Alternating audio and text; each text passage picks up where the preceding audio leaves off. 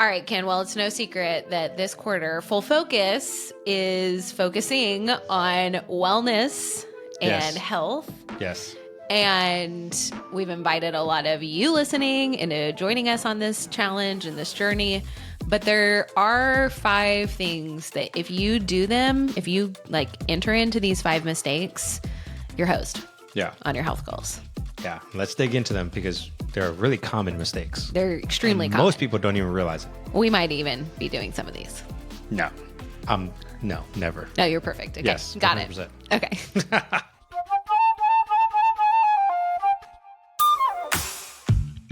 Welcome to another episode of Focus on This, the most productive podcast on the internet so you can banish distractions, get the right stuff done, and finally start loving Mondays. I'm Ken Freire here with Marissa Hyatt.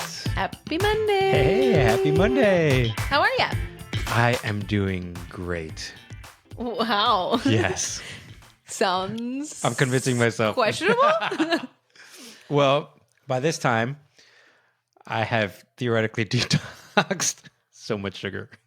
So much. So much. Okay, so just to bring you guys up to speed on what we're talking about, if you listened to the podcast 4 weeks ago, Yes. you would have known that we here at Full Focus are doing a Q2 wellness challenge, and we're calling it the Big 3 Wellness Challenge. And it's basically where we have 3 daily habits that we are doing. We're doing 30 minutes of movement each day, 10 minutes of mindfulness, and we're giving up one thing in our diet For 70 days. for 70 days that does not serve us. We've also invited all of you to join us. It's not too late.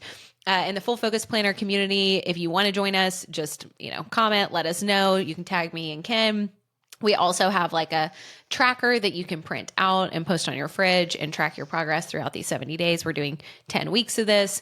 But we know either if you're in this challenge with us or if you're just, somebody within our listener base, you might have some kind of a health goal. And health goals are kind of different, I feel like, than other types of goals. There's a unique set of things that come up related to health goals, and they're often habit goals. And so there's a lot of things that go along with habit goals that are different. And we know that if you're a Full Focus Planner user, you might be using it to track your health and wellness goals. And so today we want to talk about 5 mistakes that we want to help you avoid. Yes. Within your health goals. 100%. And especially you might be thinking, hey, I've done these for Q1 and I messed up. And sometimes you don't even want to go back to them. We encourage you, jump into your health goals and avoid these mistakes. Yeah. Mistake number 1 is lack of time. Okay. What do you mean by that? Is that at the end of the day, one of the biggest hurdles is people don't find time in their schedules to actually decide when they're going to do this and how long something takes. Yep. So they might be like, you know what, I'm going to run a marathon this quarter. Well, it's like, man, you need at least 2 or 3 hours every morning to run. Where are you going to fit that in? Yep. Is it what stuff are you taking off your plate to add this? Yeah. And a lot of times people don't think about that, Yep. which is what kills them when it comes to actually creating this goal for them, this health goal. Yeah. Well, and I think it's definitely lack of time, but it's more so kind of lack of planning your time well. Yeah. And so we talk a lot about this, making sure that you're planning in time to your week for accomplishing your goals. So this goes beyond just your health and wellness goals, but typically your health and wellness goals take time. They're not usually something, most goals are going to take some level of time, but health and wellness, especially as we're talking about habit goals, you have to invest your time in order to see results. You're not going to just overnight see success typically. You're going to need to plan this out, whether you want to exercise in the morning. Maybe it's you have a goal around your nutrition. Well, typically the time is cooking time. You need to factor that in, or meal prep time on the weekends, or grocery shopping even. There's some hacks that you can do with that to cut down on that, like getting your groceries delivered. You could use something like Thrive Market where you get pantry staples delivered at a discount. You could do those meal kit things. Yeah. I actually just recently signed up for one of those. It's the Factor one. Oh, yeah. Have you ever tried that? Mm-hmm. And I just did it because they had some crazy special and I was like, well, this will help cut down on my time and I have some goals and this is in alignment with my goals. And that was a huge hack for me. But you kind of can't get away from some level of time commitment. So how do we deal with not making this mistake? How do we overcome this? Yeah, a couple of things. One, you already mentioned it, just be realistic. Like know how much time certain things are going to take, right?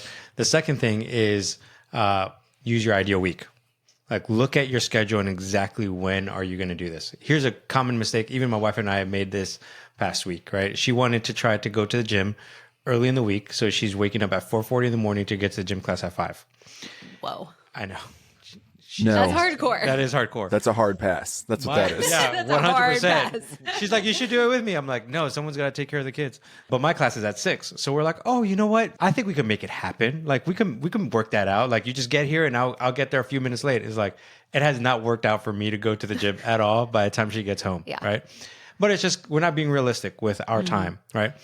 So planning an ideal week is going to be the huge thing where you just say, okay, what does this actually look like where it's beneficial for you? And then if you have a partner, that it works out for them as well.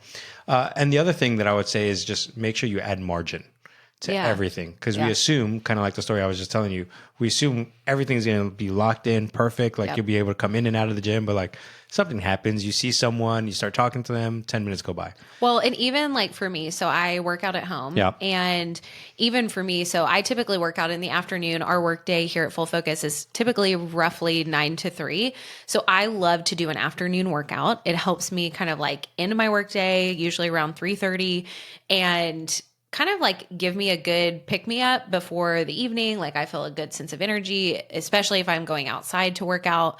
Like that's awesome in the afternoon to do that. But I also have to build in margin, even though I'm not driving anywhere or whatever. But like the other day, I was all geared up to go work out, get ready. And then my nephew called me. And I have a little 2-year-old nephew who is my little favorite thing ever. And he FaceTimes me all the time. Well, he FaceTimed me and he wanted to talk to me. And I was like, okay, well, I'm supposed to be working out right now. But I had to build in that margin so that I, can flex when something like that happens. And I'm not like, it totally doesn't derail me. And then I can't get to my dinner plans on time and the whole thing. So I try to build in basically a 30-minute buffer on either side of my workout. If nothing else, like 15 minutes, just to give myself a little time. Yeah. One way I like to think about it is like you have the actual activity. We always take account for that, right? We're like, oh, okay. The workout's 30 minutes, but now you got to think about the pre-workout. Like what's all the stuff that needs to take, and then the post-workout. Yep. Like, do you need to take a shower? Do you need to redo your makeup? Do you need to do all that stuff? Right? People don't think about that. I was going to say, it's always, you're like, oh, the shower will be quick, or I won't hit traffic. It's really, and I have to tell you, look, I'm not the same kind of achiever as these two here, so I'm speaking to everybody to go, it's amazing how 15 minutes of like improper planning can mess up your entire day. Totally. And so I'm just going like, you have to do the shower, you have to do the workout, you have to do the stretching. And if that changes for you, depending on what you're up to, the season of, it's hot outside, you're running in the morning or whatever, you have to account for all those things. Otherwise the whole day can go by. I just have my like trainer who she's like a virtual trainer, but she always says that planning is not half the battle. It is the battle. Ooh. And I think that's so good because it's so true. Like that is so critical for us to set ourselves up for success is to plan appropriately. If you don't plan, like plan to fail. You plan to fail. Yeah. Exactly. Which actually leads to the second thing, right? Which is loss of motivation. Yeah. So talk to us a little bit about this, loss of motivation. Well, this is so easy, especially within our health goals, is that we feel like in order to like go do the workout, we have to feel motivated to go do the workout. But the truth is, if you've ever worked out a day in your life, you know that actually the motivation to work out hits at the end of the workout. Yeah. That's when you go, oh my gosh, like I actually do really like this. You're like, I did this. I did this. I feel good. Now I want to keep doing this. I definitely want to show up tomorrow. I feel amazing. But then tomorrow comes and then you're like, oh, I don't want to do it. I don't have the motivation. Yeah. And I think this is where so many people get it wrong, specifically with your health goals, is we expect that we're supposed to have motivation in order to go want to do the thing. But you don't actually need any kind of motivation. What you actually need is discipline. Yeah. And discipline and motivation are really, really different. I mean, I feel like motivation is that spark, that sense, again, it usually the excitement happens of wanting to do something. Yeah, it usually happens for things that are pleasurable. And often when it comes to our health goals, there's a lot of things that are maybe not pleasurable. Like we have to go do something we don't want to do. We have to go do a hard workout, or we have to give up something or make a difficult decision. And so motivation typically isn't going to happen. You certainly can do things like get really in touch with your motivations, your whys, what's at stake, all of that, which will help your motivation. But the truth is, I think the biggest thing that you need when it comes to your health goals is discipline, is making that decision. I've already committed to this. And so I'm choosing to move forward with this. And I want to share a principle that I've shared before on the podcast, but it's been a long time. Like it's probably been, I don't know, 6 months or something since I shared this. But there's this principle that is called 99% is, and you might have to bleep me out, but we're all adults here. Okay. 99% is a Oh my gosh, my ears. 100% is a breeze. And I think that this is where people get it wrong, is they are only 99% committed to that thing. And they think what's going to get them to 100% is motivation. But the truth is, if they were fully committed 100%, all in, there's, you burn the ships, there's no going back.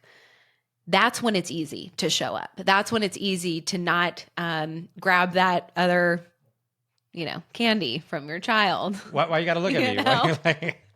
Or for me, if I'm out with friends, one of the things that I gave up bread during this, no, it was alcohol and bread and not bread. But when I, go hang out with friends and maybe we're all, at dinner and they're having a cocktail, and it would be very natural for me to be like, okay, let me have a cocktail. We're hanging out. Like, who cares?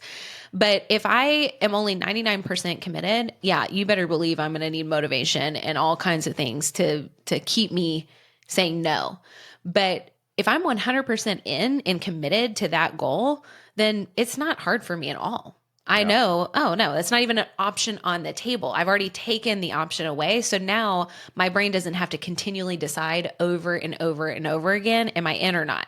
It's like I already made the decision and now I just go do the thing I already committed to. Yeah. Can I ask a question about, I think some people will go, well, I'm not very disciplined, or there's all kinds of limiting beliefs we have and self-talk that we do. So the question would be, how do you get to 100%? Well, because if it were right, that'd be great. Yeah. Well, I think it's like what I was saying of you have to basically take any other option but that thing off the table. So for instance, if your goal is to complete a marathon, let's just say, and you are 100% committed into that, it's likely because you do have a strong motivation of why. And every other option of not going and completing that marathon, you've taken off the table. So you've kind of taken out insurance, so to speak, on this thing. So those limiting beliefs that you might have, you've probably tried to work through those, whether it's through reflection or journaling or with a coach or one of our certified pros maybe that you're working with, but you've worked through those limiting beliefs. The other thing that you can do is if you know, okay, for me, I'm giving up alcohol. There's going to be certain times where I might feel more inclined to want that thing that I've already said I was committed to saying no to. So how can I take out insurance against those moments? Yeah. How can I tell myself in those moments, no, you're good. You don't need this thing. So when I'm out with friends, I already know, I've already told those people that I'm not drinking. So they're not going to try to get me to drink. Or if I'm going on a date and somebody asks me out on a drink date, I already have a response and I've already thought through alternative date options. Yeah. So those are things that you can do to make sure that you're 100% in and you're not like, well, maybe there's just one time, maybe just this one situation. Yeah. Just to summarize what Marissa's saying that I found really helpful for me, especially when I feel like I don't have the discipline for something, is I may not have the discipline right now, but I'm going to create the environment to help me get disciplined. It's good. Right. Mm-hmm. So exactly what she was saying, like I may if I wanted to go running early in the morning at like 5 a.m., right? The environment that I needed to create is, well, I need to wake up or go to bed at like 9 a.m. Yeah. or 9 p.m., sorry, and wake up at 5 a.m. Like that's creating the environment to be disciplined. Sometimes what's happened with people who are trying to create disciplines is that they're actually fighting against their biology. Right? Because of just natural decisions that they make. And by biology, I mean, like, again, waking up at 5 o'clock in the morning. If you're going to bed at 2 o'clock in the morning, you're fighting your body wanting to need rest. Right. So like that just makes it a lot harder for you to be disciplined. Well, it goes back to just like planning. Yeah.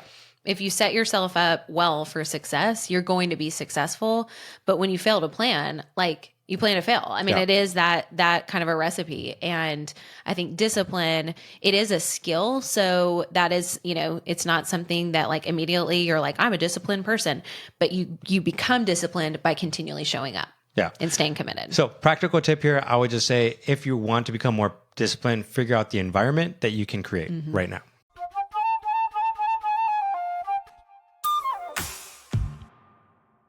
Let's move forward. We talked about 2 so far: loss of motivation, and the first one was lack of time, and then loss of motivation. The third one is inadequate nutrition. Yes. Oh, we all have a problem with this one.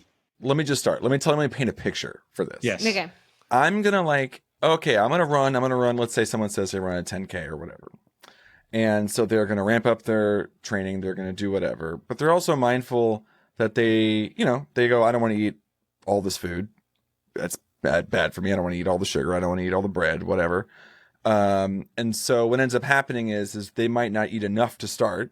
And I say somebody, we mean me. Yeah. And so you find yourself not eating enough to start, which makes, to Ken's point, the environment for success and discipline more difficult because you don't have the energy you need to even get started. And then when you do get started, you don't have necessarily the fuel in the tank to continue to improve and get better. And then either you're frustrated by your lack of improvement because you haven't eaten enough food, or you find yourself eating too much food. Or, and I think this is actually the problem in this specific scenario, is that these goals of like weight and some sort of endurance activity are very difficult to run at the same time. Yeah. So there's that as well. So that's the idea of nutrition related to activity is going, you gotta eat food. Well, you have to fuel your body. I think that if you have health related goals, you've got to fuel your body. Food is not the enemy in any way, shape, or form.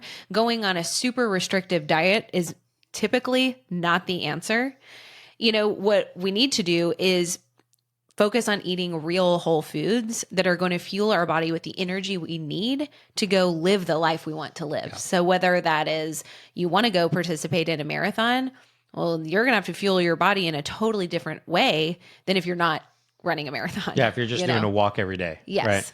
Which this actually leads to the fourth point, because I think both of these are related. The inadequate nutrition and lack of knowledge. That's the fourth one. Because most of the time, people just don't have the knowledge to actually do what's right. Like I know, for example, for me, when I used to go on restrictive diets, I would cut out all the bad stuff, but I wouldn't know what the good stuff is to put in. Like I'd be like, can I eat this? Can I eat the carrot? Can I eat the almonds? Right? Like I just didn't know, right? Like what's that? This happens a lot with snack eaters. If you're a snacker, right? You get rid of all your snacks, but then what do you add? Yeah. Right?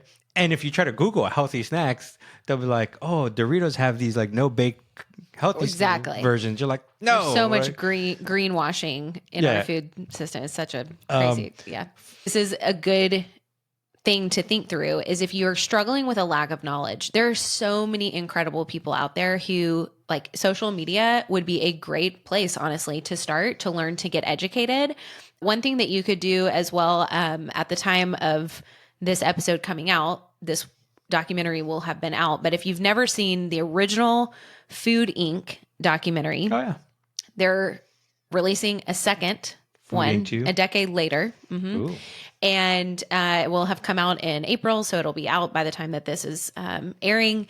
And you can Google that, Food Inc. 2. And that is a great documentary, very reputable resources within that who are talking about the food system and how to go back to those whole real foods. So that's kind of like super basic, but really educating yourself, I think, is important, both from a nutrition standpoint, fueling yourself with whole foods. You can seek out a health coach if you need real in-depth health help, in this area, which can be extremely helpful, especially if you're somebody who has chronic illness, which is a lot of people nowadays. Yeah. And usually diet is very personal and very specific to each person. Like even within whole foods, you might have sensitivities to things or struggle processing certain types of food, even if they're, quote, good foods. Yeah. I know several certified pros who are in the Facebook group who are huge health nutrition nuts. And like, I'm thinking of Ken, he's a triathlete, not me. There's a different Ken. Carol, right? She's like a fitness trainer. Like all these people who, if you have questions, more than welcome to reach out to them. Totally. Right? Like reach out to them in the full focus planner community because they can give you the knowledge. Because sometimes if you just go out and just try to research it yourself, it could be overwhelming. Well, there's so much conflicting knowledge out there too. Yeah. So just finding people that you trust, right, is extremely helpful. And then the final thing that I would say just in this area of inadequate nutrition, lack of knowledge, we're talking about educate yourself. I would just say choose one of those things and just take a baby step. Yes. Sometimes we go so much on information overload and we don't implement. Yep. And the best thing you could do is just start taking one step at a time. Well, and this is why within our Big 3 Wellness Challenge, we're not asking you to, totally change your diet and, transform it. We're just saying pick one thing that you want to commit to for 70 days that isn't serving you. And it could be anything. It could be alcohol. It could be sugar. It could be potato chips. It could be fast food. One thing out of your diet that isn't serving you and remove it. And the truth is, you're likely going to replace that with something that's better for you. Yeah, 100%. The one thing that I want to make sure that people to also walk away from is we didn't talk about joining classes as it relates to knowledge, and it's cost efficient. It also solves a couple issues related to like when you schedule things, you have accountability. There's a lot of like benefits to joining like a group fitness class, a spin class, a dance class, something like that, where people are going to be there to support you and educate you on, hey, you're doing that wrong, or you're going to hurt yourself, or that's great, that kind of thing. Well, and it's a great place to get accountability. Like I personally don't do these, but I know a lot of people who do, and they will often call you if you don't show up. Like if you said, hey, I'm going to be at that class. That's scary. And then you don't, they'll call you and be like, where are you at? Oh, I mean, I have group text. But they don't all do that for people. No, not all. Yeah, not all. Like, no, and you have to say that you're going to be there in order for them to know. I mean, they're not just calling you out of the blue. Oh yeah, I mean, my gym, we have a group class. It's at 6 a.m. and all of us are in there. And when someone's not there, we always give each other a hard time. Hey, where'd you go? Or I'll text a friend. I'm like, yeah, I'm gonna be there tomorrow morning. Yeah. And sometimes I'm not, and they're like, bro, what happened? I'm like, my bad. I would say that I have not reached any of my health goals without accountability. Same. So that has been like the key to it. Totally. Which leads to unrealistic goals. That's the fifth one, which is just like sometimes we set too ambitious of a goal. Well, I'm really guilty of this. Yes. Okay. This is probably like my biggest downfall is that I, like to think I can accomplish 15 new habits all at once. If I put it under a cool name and call it something, and I'm like, oh yeah, I can totally do all these things. And then, talk to me in 4 weeks and it's a big fail. Yeah. Because you can't sustain all of that all at one time. You have to incrementally get there. And you were just talking about kind of like taking those baby steps, pick one thing. And I do think that when we have unrealistic goals, like we're just shooting ourselves in the foot. You've got to have a realistic mindset. Yes, here we teach about smarter goals. And one of those, it's got to be risky. It's got to be outside of your comfort zone, so that it pushes you. It's got to call something out in you that previously wasn't being called on in order to accomplish it. But it shouldn't be in what we would call the delusional zone, meaning where it's so unrealistic that like you don't have any kind of a shot of accomplishing it. Yeah. Like a great example that would be delusional is if I said, hey, at the time of the recording, this is April, and I said, hey, I'm going to in June run a triathlon. Right. For those of you who don't know, a triathlon, it includes swimming, biking, running. Okay, there's a big piece to this puzzle that most of you don't know, but I don't swim. I don't know how to swim, Yeah. right? So I'd be delusional to just say, oh, I'm going to go learn how to swim, and then I'm going to go learn how to bike 52 miles, and then I'm going to go run, Yeah. a marathon behind it. Like, I just don't have the time to do that in June. Yeah. So And like that'd be literally, I delusional. don't know if maybe your body could be pushed to that degree, but like, yeah, it's very unrealistic. For sure, right? Yeah. Now, if I said, hey, I'm going to learn how to swim this year, I'd be like, oh, okay, that might be realistic. Yeah. Maybe next June you do By a June. triathlon. Yeah, exactly. I don't know if this is connected to this idea, but my most successful like health journey was the time that I lost 50 pounds. Hey, And congratulations. thank you. Some of it's back, but most of it's not. But the key central thesis of it was I have to do something that I can maintain. I just said, no matter what, I have to keep being able to do it. And it was a different period of my life. I didn't have any children. I wasn't married. I ran my own business. So Right. the things that were in my house were limited to what I bought. That was simple to control. And I could do any movement at any time of day or night. I could do all the things. And it was really walk every day, eat this amount of calories. And that was it. Because I knew I wasn't going to run every day. Right. Yeah. And so I just sit there and I go, in terms of, I had learned by failing so many times that the winning recipe was the thing that was sustainable. Yeah. And so now at a different season of life, I don't have the time I had. Now I have to run because I don't have time to walk Yeah. and all these other things. So I want to just say out there is that there's a level to going, what's a reasonable goal, even if it doesn't feel like a lot, that there is a long-term gain. I didn't lose all that weight in a week. Yeah. But it didn't take that long. Well, it really is important to figure out when it comes to your health goals, what is sustainable? Because typically we're not just trying to shoot for like a short-term goal. Right. Usually it's a quality of life that most of us are after when we're talking about our health. And so what is realistic? That's why like in our Big 3 Wellness Challenge, I wanted to make sure all of those Big 3 items were doable for anybody, no matter what stage of life they're in. So like I'm single. I'm like basically Nick, you when you did yours, single. I don't have children. Like whatever comes in my house, it has to be brought there by me. Like nobody else is bringing in food to my house. It's just whatever I buy is in there. I get to decide when I want to work out. Like I don't have anybody telling me like, sorry, you can't because you have to watch the kids or whatever. Yeah. So I get to decide all of that. But for you, you have a really different life, than I do. You've got 4 little kids, you've got a wife. And so I wanted to make sure whatever I chose was doable for me and for you too. And for everybody else within our company and for anybody who's listening to the podcast, like you guys should be able to figure out 30 minutes of your day. And typically, and this is where my little Enneagram 8 comes out, where I'm a little tough love. But if you sit here and tell me, well, I can't, like I don't have 30 minutes of my day. Well, maybe you need to wake up 30 minutes earlier. Maybe you need to take that phone call meeting or that Zoom call meeting and do it on a phone call and go walk. Yeah. Like if it's important to you, you'll prioritize it. So figuring out, I think that sense of like, what is realistic, what's doable, and really getting connected to the why that you want to do this, I think is like the most critical components, and then planning accordingly. I would say like that would sum it all up is like figure out what you want, commit wholeheartedly to it, and then go plan accordingly. Go hard. Go hard.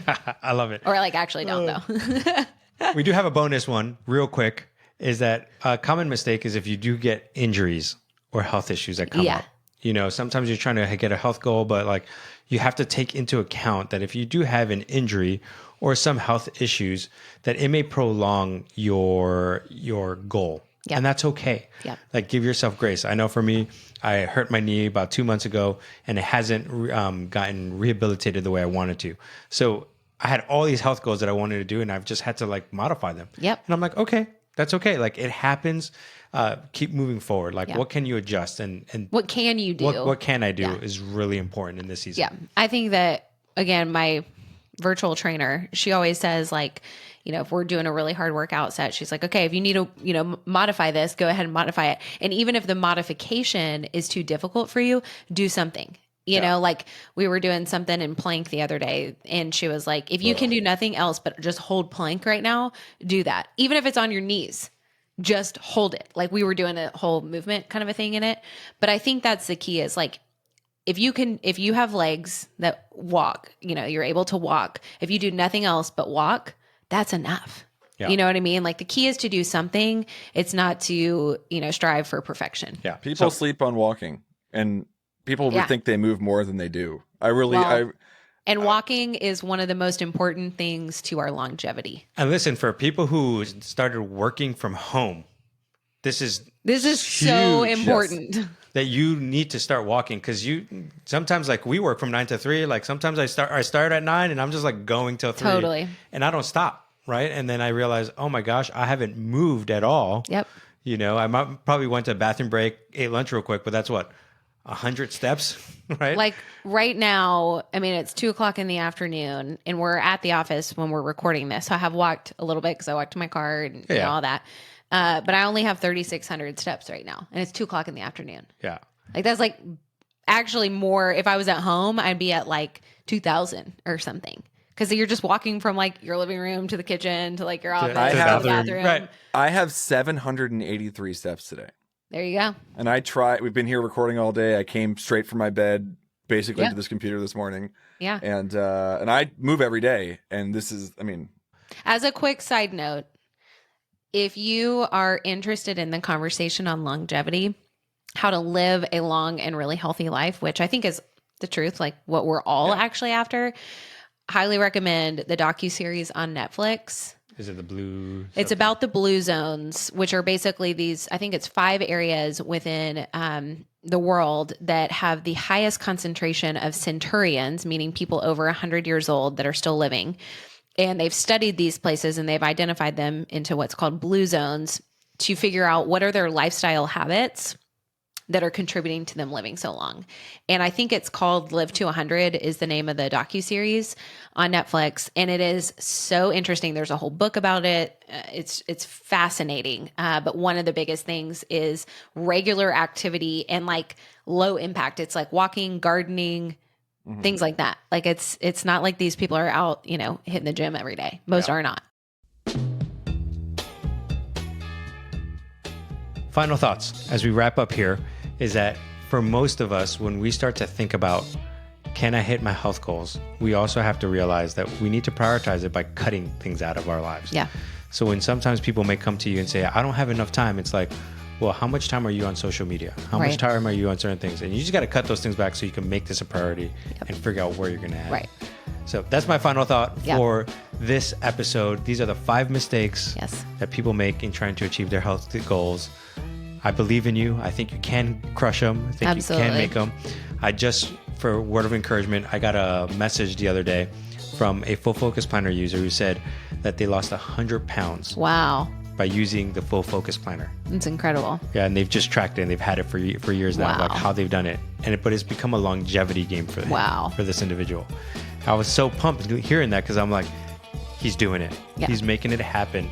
And just that progress. Small incremental progress over time will get you there. And now he's maintaining it. He's making it happen. So cool. That's my encouragement to everybody. Well, we would love for you to join us in the Full Focus Planner community in our Q3 Big 3 Wellness Challenge. So, or Q2, I should say, not Q3. So we would love for you to join us in there, and we will share the link for the tracker if you want to track those habits on a daily basis. We're doing it. We're loving it. It's just helping us be more healthy and well human beings. Well, thanks for joining us on Focus on This.